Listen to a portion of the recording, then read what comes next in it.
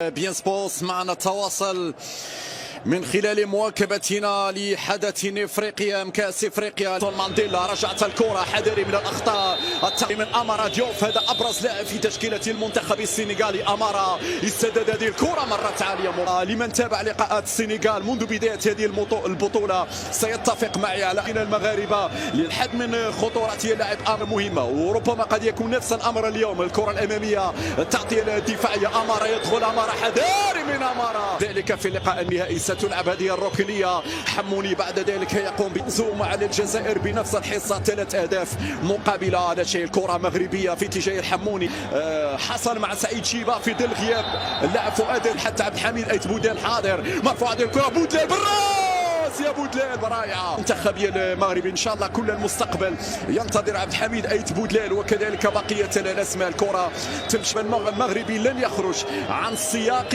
المباراه. يحاول المرور، يغطي عليه بعد ذلك الناير، مرفوعه داخل منطقه جزاء. نقول تمشي كره على الطرف الايمن، يايا ديامي مر، يايا ديامي خطير امامي. الكره محاوله من عبد العالي، او هنا معالي، نعم الكره ايت بودلال حاضر، وزان يترصد. هنا حموني يرفع الكره بالراس، مقوصه ذلك حاضر. تلعب هذه الركنيه في القائمه الاول.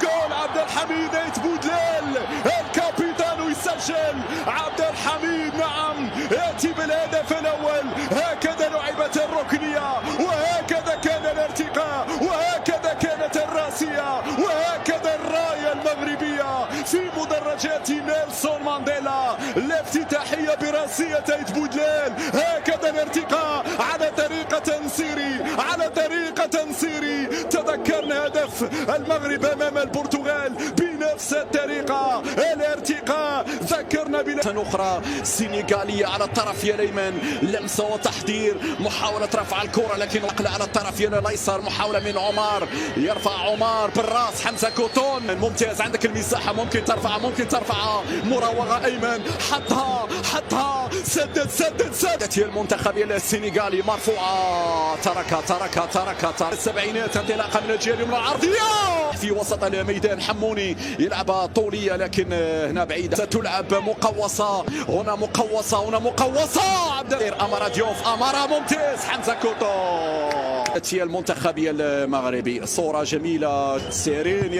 ياسرين يلحق بالتدريب على سبيل الاستئناس. على كورته وزان، هنا يتحصل لحسن الحظ على رأس المرمى سيرين ديوف. ممكن هذه كره اماميه بالراس، لا زالت مغربيه ولكن فيها عمر صال العرضيه وطاها بسهوله. مغربيه عاليه وخفاقه هنا في سماء ملعب نيلسون. هنا حموني، يلا يا الحموني، يرفع الحموني والحارس سيرين. بعد ذلك سيرين ديوف تبقى مغربيه. الحموني، عليها يا الحموني، عليها عناصر المنتخب السنغالي. بعيده اذا نهايه شوط المباراه الاول بتقدم حتى الآن مستحق. هذا الشوط من حيث الأداء خاصة المنتخب المغربي. هل سيطولة الأولى، كرة بينية داخل منطقة الجزاء، البحث عن التسديدة تأتي مباراة زامبيا.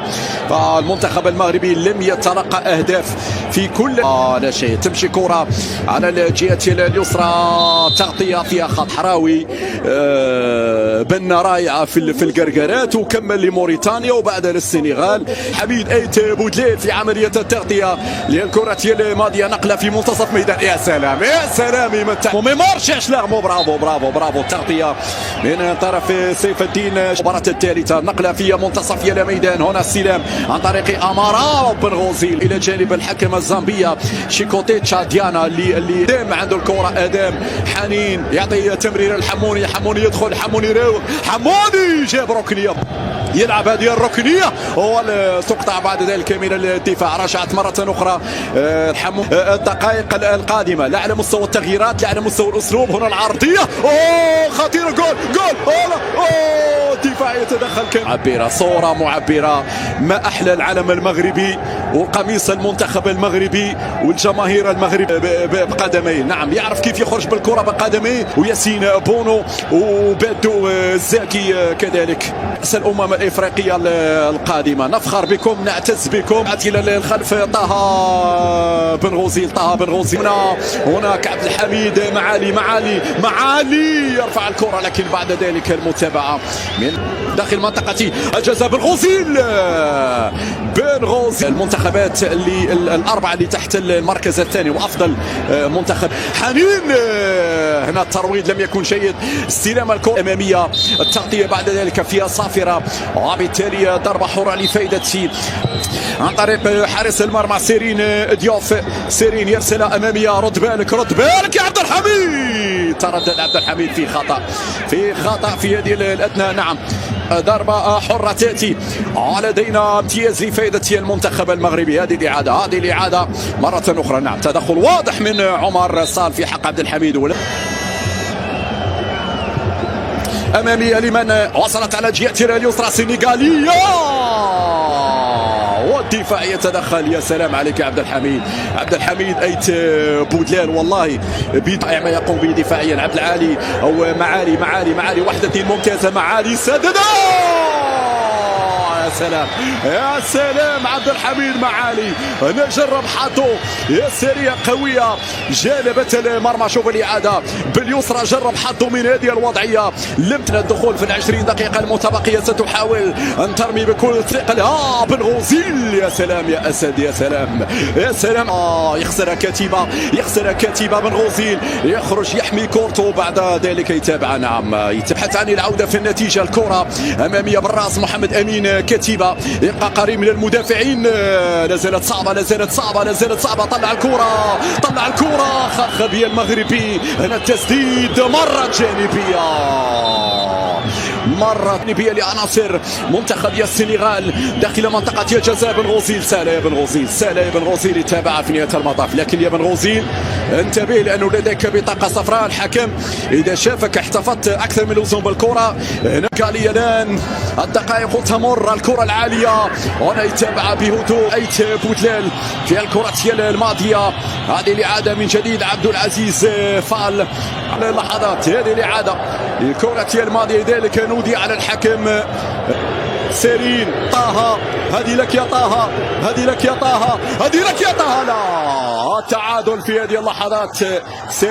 سيرين فالو إذا يعطي التعادل لمنتخب السنغال. هذه الإعادة لمسة اليد التي تسببت في ركلة الجزاء، وطه اللي حاول، لكن في النهاية هذا سيرين فالو ينجح في إدراك هدف التعادل. 1-1 الآن بين الطرفين، في حين سيبدأ العد العكس. يستعد لتنفيذ هذه الركنية. أمارة يرفع